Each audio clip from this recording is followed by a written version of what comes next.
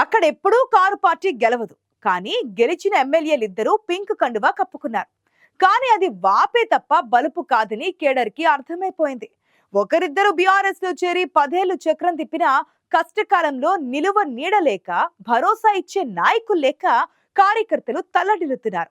కనీసం కష్ట సుఖాలు మాట్లాడుకోవడానికి పార్టీకో కార్యాలయం కూడా లేకపోవడంతో తీవ్ర ఆవేదన చెందుతున్నారు. పార్టీకో గూడు లేకపోవడంతో రోడ్ల మీద చాయ్ దుకాణాల దగ్గరే పోగయ్యే దుస్థితిలో ఉందక్కడ బీఆర్ఎస్ పరిస్థితి.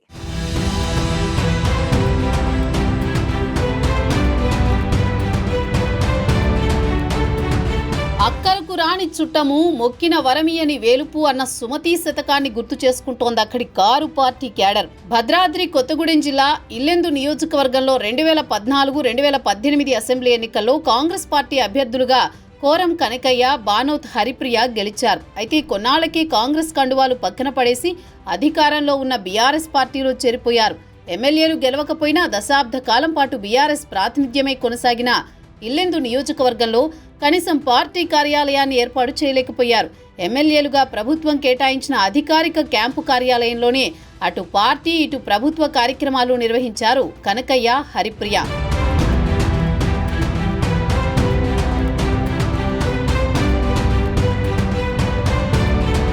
బీఆర్ఎస్ అధికారం కోల్పోవడం, ఇల్లెందులో కూడా పార్టీ ఓడిపోవడంతో కార్యకర్తలకు నాయకులకు నిలువ నీడ లేకుండా పోయింది. అధికారంలో ఉండగా ఇల్లెందుకు చెందిన దిండిగాల రాజేందర్ జిల్లా గ్రంథాలయ సంస్థ చైర్మన్ గా పనిచేశారు. ఇల్లెందు మున్సిపాలిటీతో పాటు మెజారిటీ జెడ్పీటీసీలు, సొసైటీల అధ్యక్షులు, ఎంపీపీలుగా బీఆర్ఎస్ నాయకులే పదవుల్లో కొనసాగారు.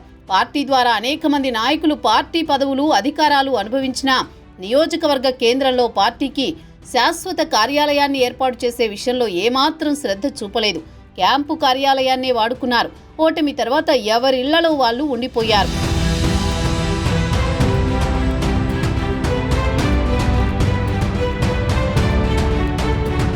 బీఆర్ఎస్ పాలనలో అనేక పదవులు అనుభవించిన కొందరు నాయకులు అధికారం మారగానే క్షణమాలస్యం చేయకుండా కాంగ్రెస్ గూటికి చేరుకున్నారు. గత ఎన్నికల్లో ఓడిపోయిన మాజీ ఎమ్మెల్యే బానోత్ హరిప్రియ ప్రస్తుతం ఇల్లెందు బీఆర్ఎస్ ఇన్ఛార్జిగా వ్యవహరిస్తున్నారు. అయితే టేకులపల్లి మండలం కేంద్రం నుంచి ఆమె అడపాదడపా రాకపోకలు సాగిస్తున్నారు. పార్టీ కార్యక్రమాల్లో పాల్గొనడం, హైదరాబాద్లో జరిగే పార్టీ కార్యక్రమాలకే పరిమితమవుతున్నారు హరిప్రియ. టేకులపల్లి, ఇల్లెందు, వయ్యారం మండలాల్లో క్యాడర్కి, దిగువ శ్రేణి నాయకులకు పోలీసులు, అధికార పార్టీ నాయకుల నుంచి ఎదురవుతున్న ఇబ్బందుల్లో అండగా నిలిచే నాయకులు కరువయ్యారని బీఆర్ఎస్ శ్రేణులు వాపోతున్నాయి.